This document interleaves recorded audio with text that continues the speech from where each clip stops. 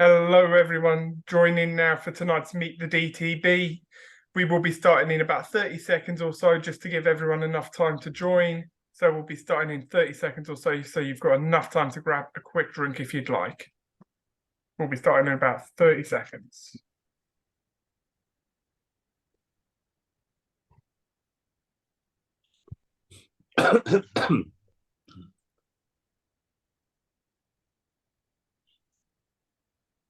It looks like the numbers coming in have steady, so I'm assuming everyone who was in the waiting room has got in, so we'll start now.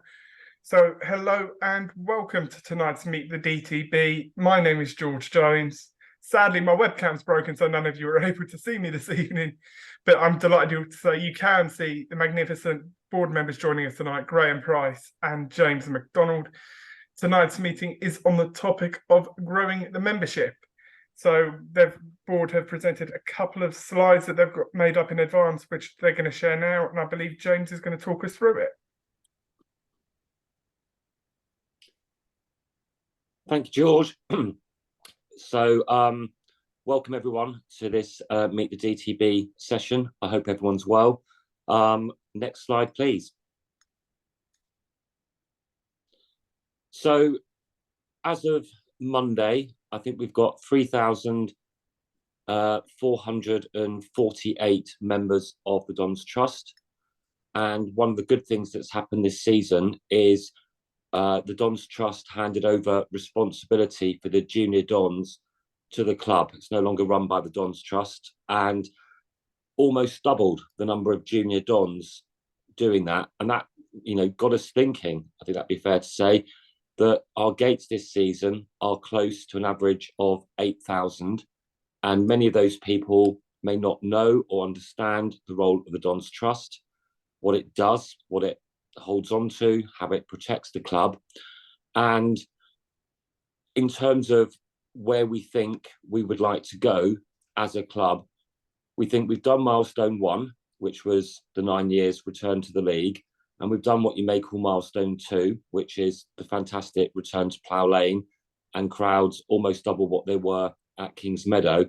And now we need to think about milestone 3. And there will be some strategic work released later on this year about the work we're doing with that. But one of the key things to us is about thinking, how does the Dons Trust increase its members with people that are committed through season tickets or other means, junior Dons, etc., to AFC Wimbledon. Next slide then, please, George. So as I said, we're thinking about it and we're sharing it with you tonight. And my first kind of bullet point is the Dons Trust Ronseal.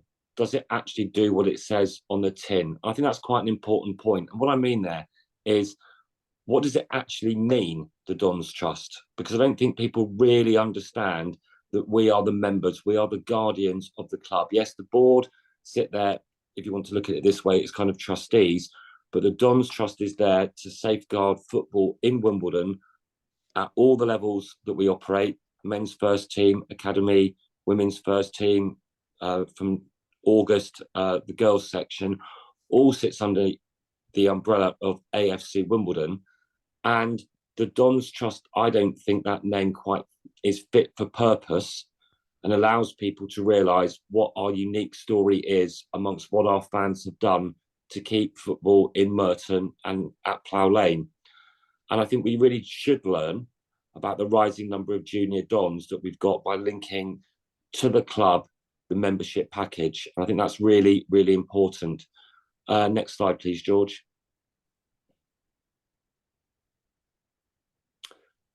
So what does being an owner mean? And I'm just going to hand over to Graeme now for a couple of minutes just to kind of elucidate some thinking around that. This actually links back into the last slide that James was talking about. I think the most common comment, gripe, depending on how you view it, is that, hold on a minute, I'm a season ticket holder, but I have no involvement.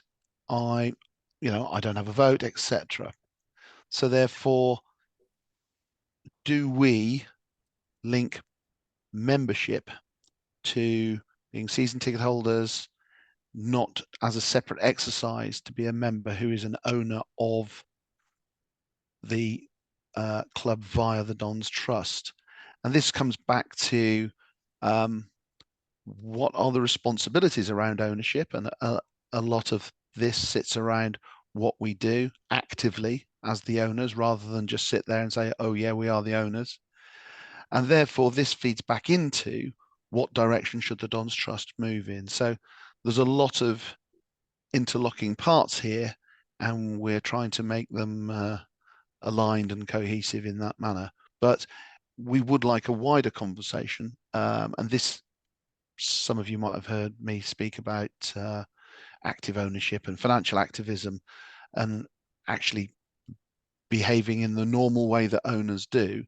And to do that would actually change the approach of the Dons Trust and how we act as owners. So there's a lot of interlocking pieces, but this is just a first step, and there's been no final decisions made. Far from it. There's still a lot to do. Over to you, James. Yeah, next slide, please. Then.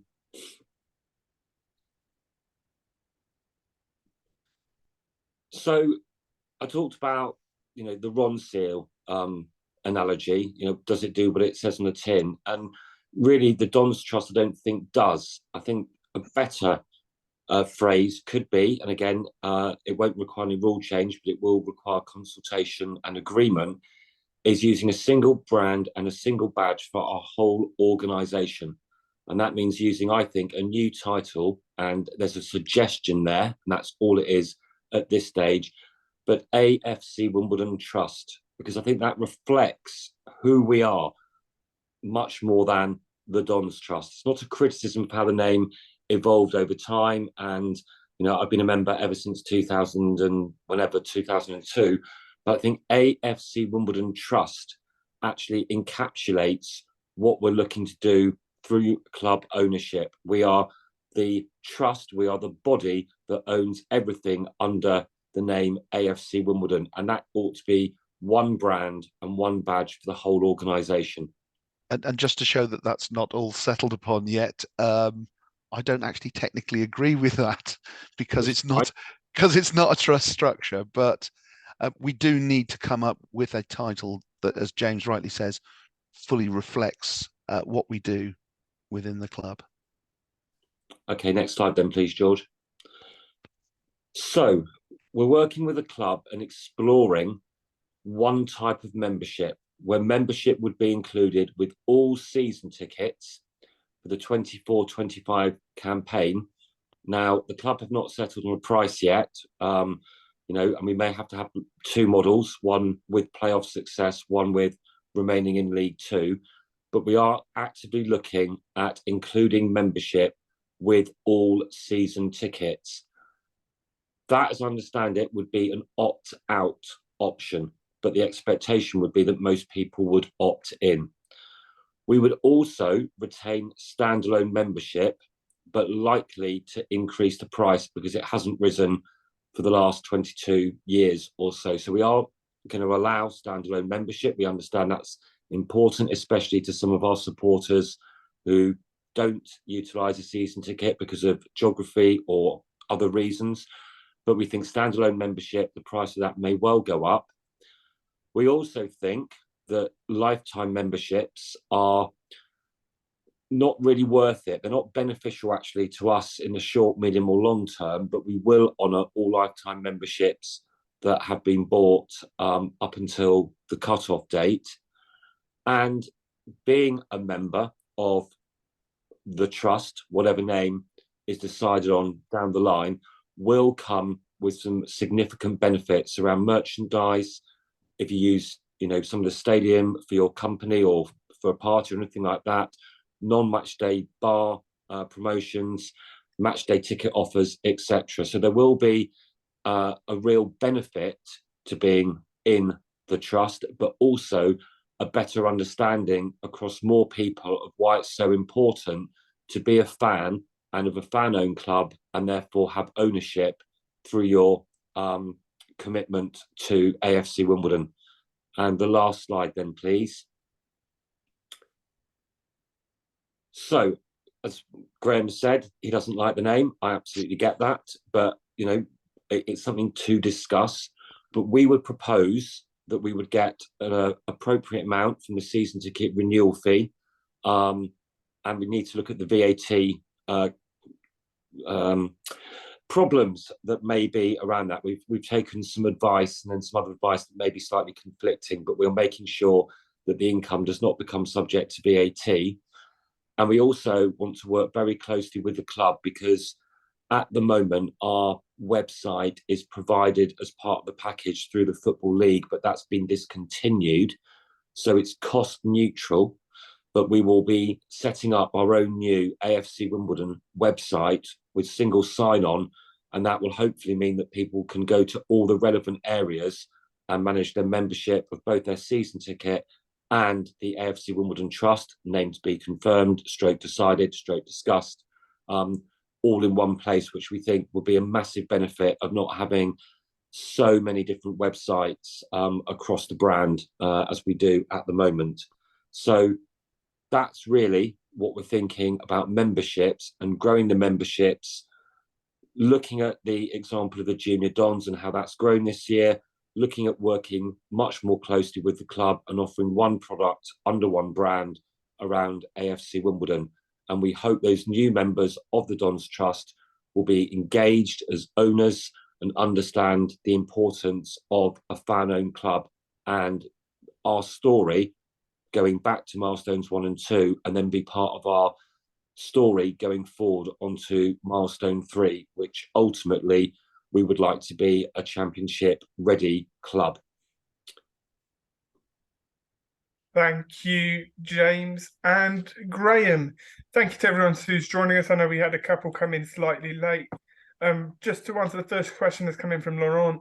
Lauren, this session is being recorded and will be made available on Pro Boards shortly afterwards. To anyone else who wants to submit a question to James or Graeme, please do so using the Q&A function, or you can use the raise hand option, which means that you'll be able to come on and ask your question in person. The way this is going to work for the rest of the evening, we're going to have another 15-20 minutes or so talking about membership, and then we're going to open up the scope a bit for more general questions around other trust activities. So we'll start off with a couple of questions that have been sent in advance. Someone wants to know, do we have the targets for how much we would like to grow DT membership over the coming years? Yes, we do. We've set that there's been a group looking at various KPIs so that board performance can be measured, both within the Dons Trust and for the PLC. And the target KPI here is to grow the membership 10% year on year, with a medium-term goal of having 5,000 or more members by 2026. So yes, there are clear targets around that. Hopefully we should be able to exceed that, but a large part of that will no doubt be driven by something that we're not close yet to being prepared to deal with, which is around international memberships and people outside of London and home counties postcodes. On a similar note, do we have any idea what the membership growth has been over the last couple of years? I know you said it's 10% target growth. Do we know what it's been over the last couple of years, just to give some context? It's bounced around. It's a moving feast, but it's bounced around basically between anything down to 3,200 up to basically 4,000. Okay. So it's moved around within a band, but that band is pretty much 10% in either direction. We need the direction to be for growth only, not just bouncing around in a narrow band. Yeah, I mean, I was doing one thing off the top of my head. The current membership is 3,744. So okay. It sits around 3,500 to 4,000 as an average. We'd probably have to go back and extrapolate a bit, because obviously up until the start of this current season, we had concessions in there as Junior Dons, but that's kind of full members and lifetime members are in that figure of 3744. Yeah. Okay. Thank you. Next question is talking about the sort of changes that have sort of were included in that PowerPoint. And they want to know, will members get a vote on changes to the DT, such as name or price points? I would expect yes to name. I think to price points, I wouldn't see why not, to be honest. But I mean, I think we have to recognise that the price has not increased for many years, and you know we've taken on a significant amount of sponsorship of the women's team in particular, and you know the academy. Yeah, and I think you know we would look at the benefits that are on offer in that, and think that you know the product that we would be offering would still represent very good value for money. But we've not really explored what the price might be until we understand fully any VAT implications that I know has been discussed at previous SGMs that I've been at, and it's not an easy one to unpick, but we think it is unpickable. Okay, so we have had a question come in on that sort of VAT question. How much revenue can the DT receive before the VAT becomes an issue? Do we know how, or how can that work without the VAT being an issue? That is a question for VAT experts, not for James or myself. That's what we need to have clarity on, or certainty of our position. Now, as a VAT argument, without going into it in great depth, you can argue it in both ways. And I think it's basically going to come down to how we present the information around what membership represents. If you opted out and chose just to be a season ticket holder, then none of the benefits would be in place. Mm. You just have the right to go to the game. For every league match of that season, you have the entitlement to use the seat that you have been allocated. You wouldn't have any of the discounts. You wouldn't get to vote on anything. That's it. Everybody else, all the same. So just someone did ask clarification. I know you touched on that PowerPoint, but it would be opt out for season ticket holders. They could opt out if they wanted to. Yeah, they could. Yes. I suppose financially you'd say, are the benefits worth it? And do I want to say, for those people who have been season ticket holders previously and not being consulted, then it would seem rather silly to, having raised questions about that, to then yet again opt out and remove benefits. But people have the right to do so.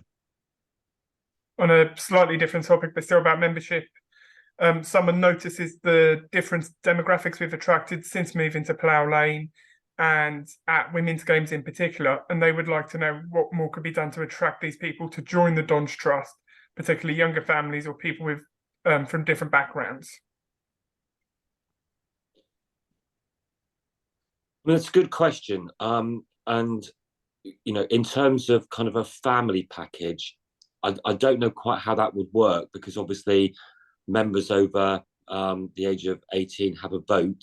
So we'd have to, you know, think about that. And I would honestly hope that as we attract more people to Plough Lane and more people become aware of what makes us so special, that they would want to join the trust, however it's named, you know, to be part of that story going forward. I don't know.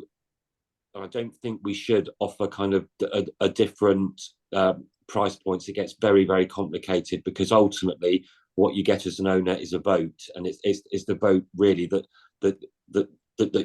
I'm sorry, that you're paying for. So I can see why the question's been asked. I think it's a difficult one to sort of begin to offer different packages, when what we're saying is, if you're a paid up member, then you have a vote, and that, you know, the discounts and everything else, and you know the promotions that we can offer are because you are a member. But ultimately your membership gets you a vote, and I would think that we would probably stick to one member, one vote, and therefore one fairly standard price packaging on future memberships. Yeah, I think that's an interesting point. I think what they were what they were aiming for was sort of raise awareness of the DT, because I think there's a lot of people that come to games that, like you said earlier, are not particularly aware of the DT or its role. So how can we increase awareness of the DT, I think, was an angle they were coming from.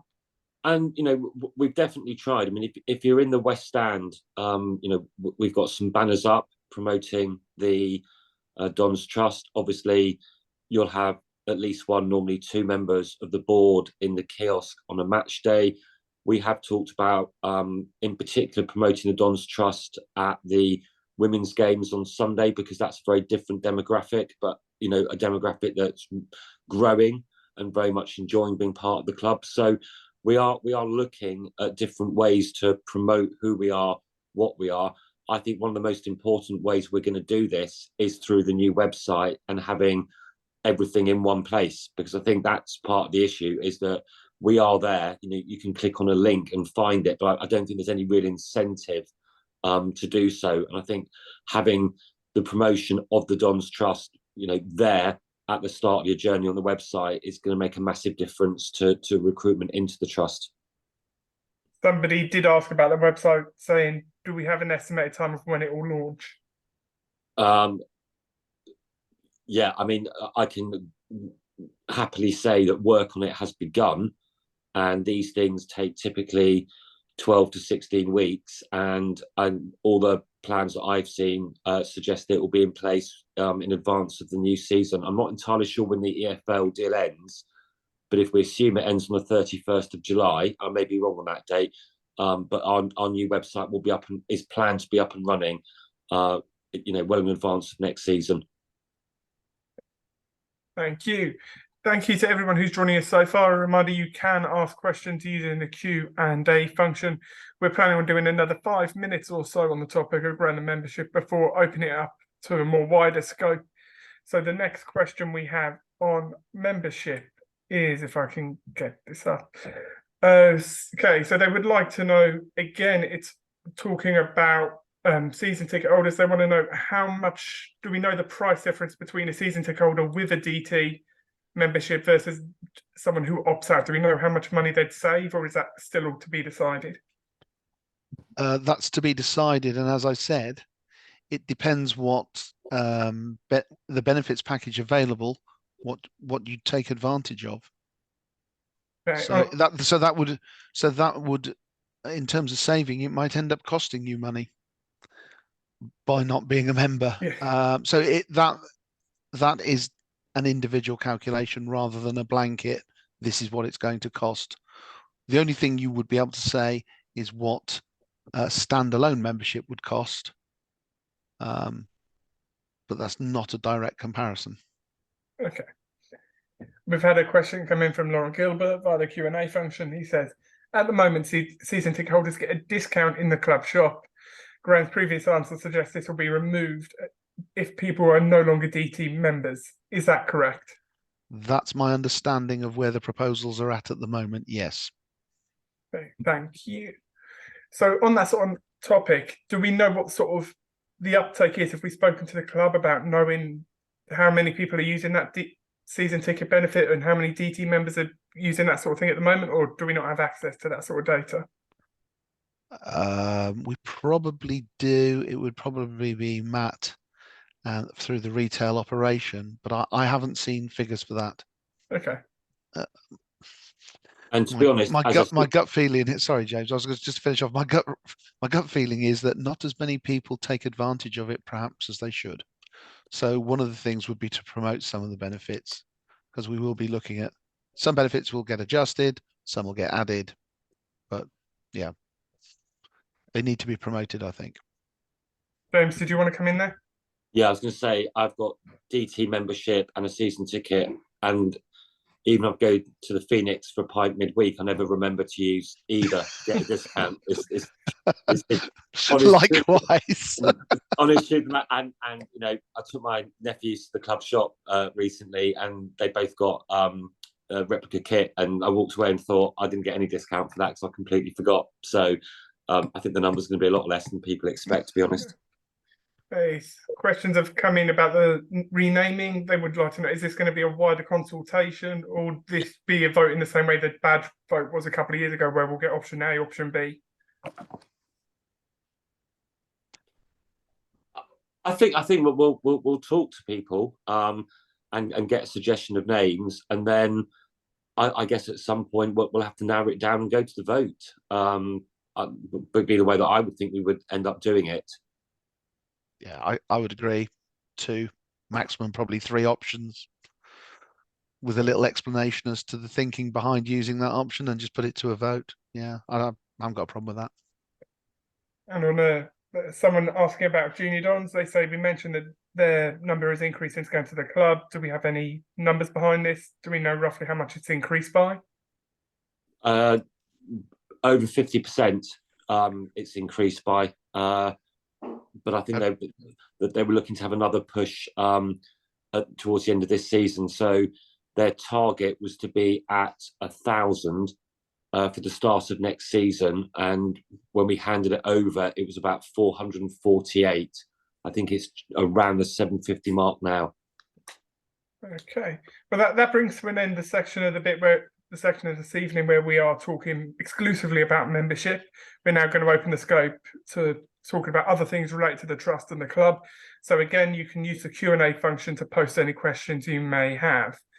The first question I had sent in says the new CEO is starting in a couple of weeks. How much time has he been able to come in already? And basically, we'd just like an update on it. Okay, so James starts on Monday, the 11th of March. He's been in quite a lot. In particular, he's met all the senior team. He's been heavily involved in the development of the new website, because obviously that's one of his areas. And as part of when Chris took the role on an interim volunteer basis, Chris also offered to support the new MD in a kind of formal handover between himself and James starting. So he's been in, but not regularly, but he's been often. In fact, he was at the Colchester game that we won 5-2 over the Christmas break, and in the Phoenix bar afterwards.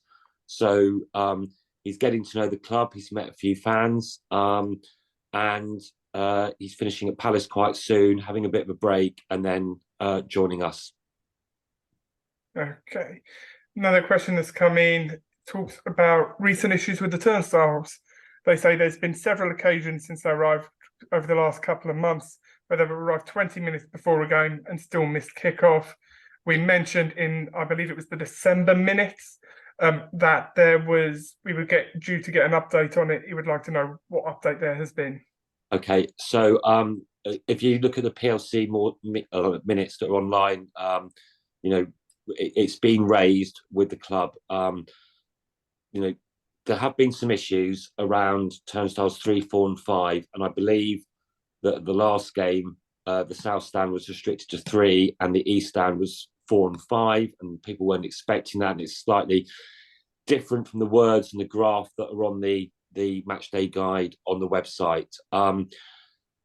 At the moment, the turnstiles that we have are compliant with the safety stadium criteria, but clearly whatever we say, people don't get as early as we would like. And I know this was particularly compounded at the Ipswich game, which was a early kickoff on a Saturday. We have asked the club to go out and tender for an extra set of turnstiles, probably adjacent to the 2 in the south stand at the moment. It would cost in the region of somewhere around £20,000 to £25,000, and obviously there'll have to be all the link up to the software. But it is something that the PLC board have asked the club, Chris in particular, to see if we can get something better in place for next season, because I stand, whatever you call it, in the south stand, and I've been part of those queues, and I've got there at just after 2:30, 20 to 3, and it is taken a good 10-15 minutes to get through. I have also asked a question just for people's sort of, what do we do? Having been to the Oval, many times, both for England games and Surrey games. You just walk in through the gates and you have your bag searched, and it's very different, but that is not allowable at a football stadium. We couldn't open up the exit doors and kind of let people in because of measures that were in place for football matches. So the only solution to alleviating this would be through the purchase of new turnstiles, probably adjacent to gate 3. The other question I've asked is around whether we could use access, in particular to the south stand, through the west stand turnstiles and then walk down the staircase into the Phoenix. But that would be a lot of reconfiguring of cards and reader machines, and wouldn't be as cost effective as just putting in another turnstile. Yeah, just to add to that, to go all the way back to the start, James is quite correct. We meet our safety requirements with the number of turnstiles we've got. If we ever increase the ground capacity, we'd have to revisit it anyway. There was a removal of a set of turnstiles when the ground was being designed, when we were trying to control costs, because we all know how hard we had to get work to raise the necessary money to get into the ground.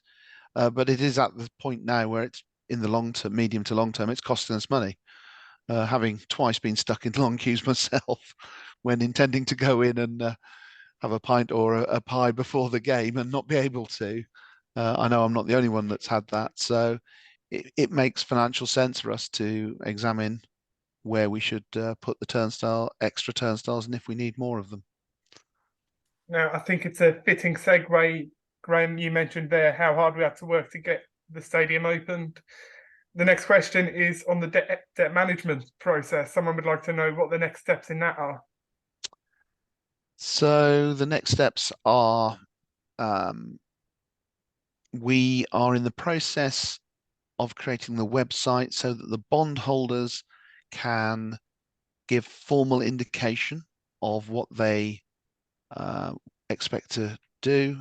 We've mapped out the options that they've got and building that into the website. And from that, so we've already surveyed the Plough Lane Bond 1 holders who are redeeming in 2025, which gave us a good indication, clearly, from a budgetary point of view, but it's only when people put their formal request in to either roll over partially in cash or take all of their money out or any other options that we will know fully what they are seeking to do.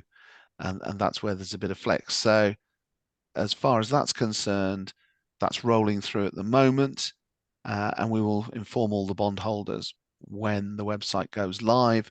We would, as I said, like to know by September 2024 this year. So that will tell us whether we've got to make any adjustments in the budget.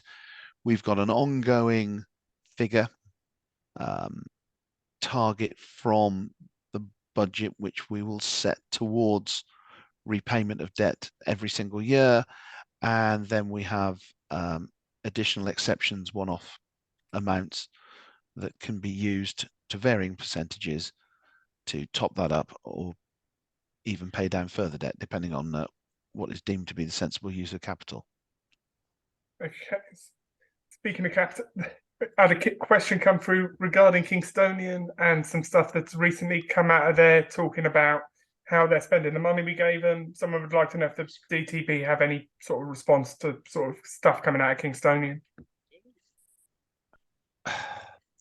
I mean, not really. All I can say is, as far as we are aware, and we have checked all agreements, Kingstonian have been operating within the agreement. Okay.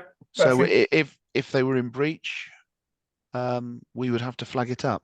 They are not, so it's not something for us to really comment on any further. Okay.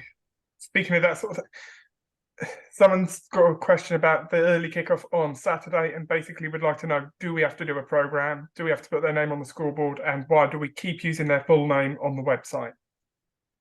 Do you want to take this, James, or do you want me to take it?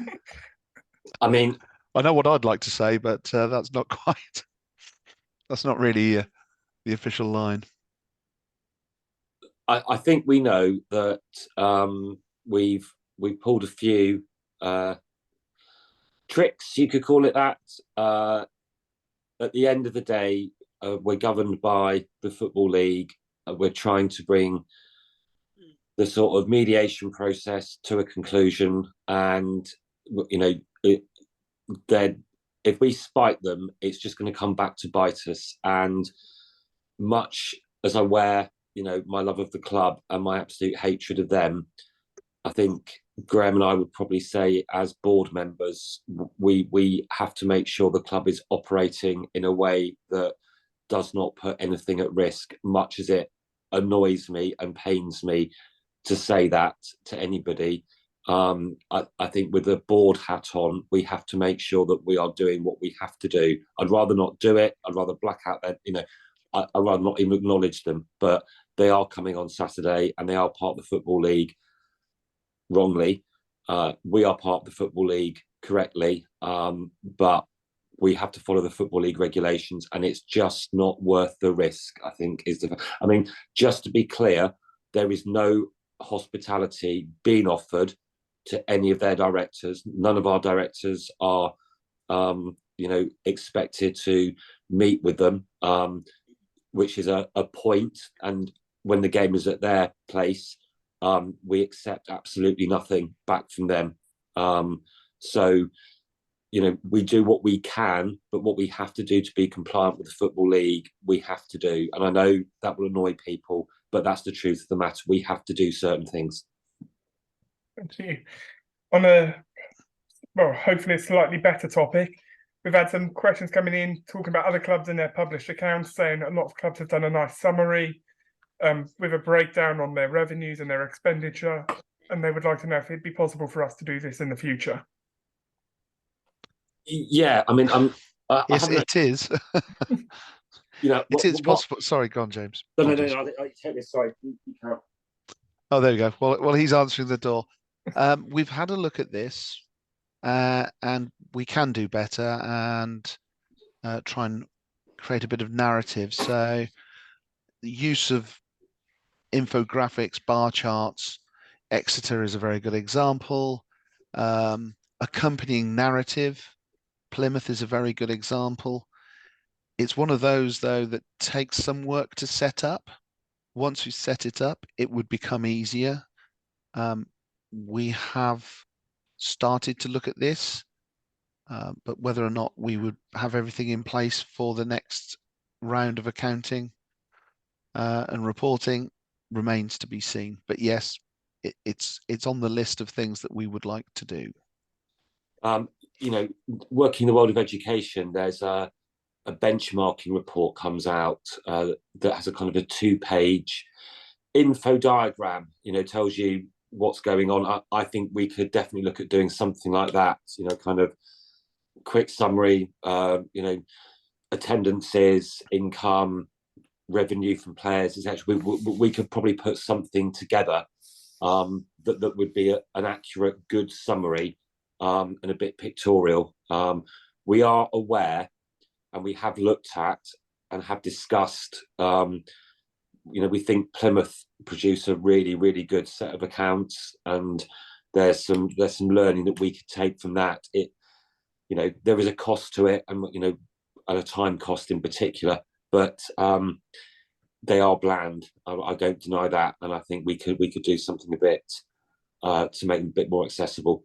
One of the other points that's been discussed is rolling this into a financial update, so that there's more regular financial updates, because I gather that when information comes out, it seems to panic a few people because it's not on a regular formatted basis. So therefore, one of the suggestions was that there should be 2 financial updates in the year in part of a communications calendar, and this would obviously include discussion on the publication of the accounts. Thank you. I've got 2 more advanced questions left, so this is the last call for anyone watching to get their question into the Q&A. The penultimate question we had in advance, again talking about James, the new CEO, he basically would like to know sort of how the recruitment process that led to James being recruited happened, and could we go into some details about that recruitment process? I'll start, and then Graeme, do you want to kind of join in? Yeah, sure. So we used an agency. So they placed the advert, but also the agency executives in sport had their own contacts. So, they widened it out to people that they thought might be suitable. And we had roughly 450 applications that were sifted in the first place by the recruitment agency through phone calls and some interviews and some meetings. And after they'd done their first round, they presented to us, I believe, 12 potential candidates, maybe 10. And they were all interviewed by members, but not the whole. So various members did various interviews. And there was a kind of a question and a scoring sheet. And that led us down then to the final round of interviews, which were held in late November. And there were 4 candidates invited back, and we interviewed all 4 candidates for roughly 90 minutes each. And then we had a wash-up session, and we gave some initial thoughts, and that was on the Monday. And then on the Wednesday, the PLC board met and went through all the candidates and through the feedback from the agency from the first interview and then the final interview. It was very clear that James was the outstanding and preferred candidate of all board members. Graeme was involved in quite a few of the first round interviews. They were all about an hour long, an hour and a half long. And sorry, at the final interviews, all the candidates had to do a presentation about their ideas for growth of AFC Wimbledon. It was kept quite general to see what buttons they pressed. Yeah, there was some commonality in the presentations you'd expect, but there were some differences as well. I would say, just to go back, that we did cast the net wide, so it wasn't just executives in football. It was people who had experience of other sporting organisations, be that rugby, cricket, Racing. The racing. People who had organisational experience around the running of venues. So things like, sort of indoor arena, O2E type venues. We targeted that as well. So we did spread the net wide. And that's one of the reasons, I think, why we ended up with a list of 450, which we were surprised at. But as James rightly said, at the end of the process, the board was unanimous in choosing James for the role, considering not me. Definitely not you. Thanks. And that was based on where the club is now, what our requirements are, and where we want to get to. And it's the recruitment process for off the field is very similar to that in relation purely to the football side of things. We're looking for young people with potential to grow and help grow the club. Lauren has just put in a question. He basically, on a similar note, which is why I'm jumping in with this one, would like an update on the NEDs. And if there's any update we can give on that. There will be an update out very shortly. I don't know when. The board has appointed 2 so far, but there's a couple of checks that we need to do. But 2 people have accepted NED positions. One with a very strong record in human resources, and one with a very strong record in sort of brand development. That's probably a bit too general, but areas that will definitely strengthen the board. And they're 2 appointments that when you see the people and look at their CVs, there will be, in both cases, a bit of a wow factor. These are big hitters. In addition to that, we've now got somebody to head up the development committee with many years of experience, and the individual concerned didn't want a seat on the board as an NED, but was more than happy to help us out around all of the property issues and overall development of the ground. and future developments within the club. Okay. And the last question, someone notes from the January board summary talking about a joint boards day. Someone would like an update on how that went, what was discussed, etc. Well, we've had it. That's a good question. I mean, there's one bullet point in my presentation I think that they picked up on, and I think it's something that is definitely worthy of a kind of longer discussion, maybe at the next DTB. We have hit milestone 1. We are back in the league.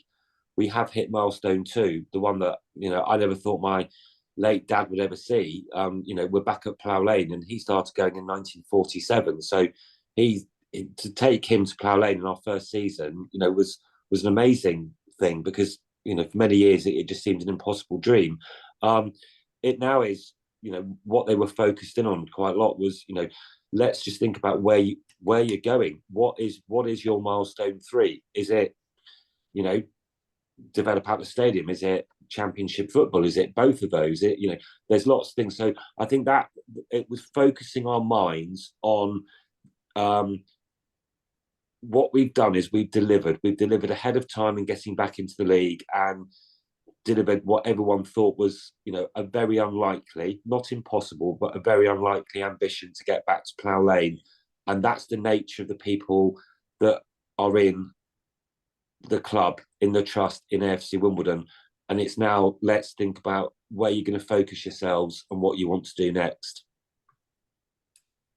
And I think, what we were talking about, and there was a lot of discussion about, how do you frame this? Is it, what's realistic? But when we were moved and when we reformed, I think that season we finished about 9th in the championship, and if that's what it was called in those days.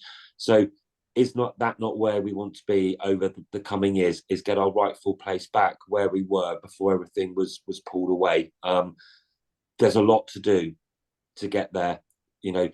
Personally, I know we have got very, very good people running the finance. Laurie Hill is an understated hero internally, and then obviously, colleagues Graeme, Michelle, David Ray, and others on the finance committee. We don't see debt as being a bad thing as long as it's good debt, and people need to understand. I'm talking to you from home, and I've got a mortgage, and that mortgage is way more than my salary, if that makes sense. Debt is a good thing if it's used for the right purposes, but what we want to do is be in a situation where we can take on debt but not risk the stadium as an asset. So, for example, if we could get a training ground and borrow money against that, that would help fund some of the plans that we'd like to take forward to help us on our journey to hit whatever we decide that third milestone is going to be. But if that third milestone was to be, in the next 3 to 5 years, we want our place back in the championship and to be a stable championship club. If there's one club in the country that can do it, because I saw that Salford were talking about doing this on Monday, but actually we will do this, because once we set our mind to it, we do it. Graeme, have you got anything to come in on? Yeah, I can add a couple of bits to that, but nothing to disagree with there. Once we've agreed exactly, because the things that we'd like to do, we pretty much all agree on. There's a prioritization. James alluded to one there, which makes sense to me. I mean, if it's solely down to me, I would look to do a training ground first of all, because it would give us another asset, which if we needed to, we could place a charge against rather than placing a charge against Plough Lane. Considering how hard we worked to get rid of the charge that MSP had, it seems to me to be a bit silly to then immediately try and grow the club by putting yet another charge against it. Yep, debt, it's about the management of debt. We are going to have debt. Debt is a useful instrument to grow as a club. It's a lot harder to grow if you can't access debt or you don't use it, and we will continue to do so. And once we've agreed what those prioritizations are, this is where I come back to, as the owners, we need to be active in pursuit of those goals.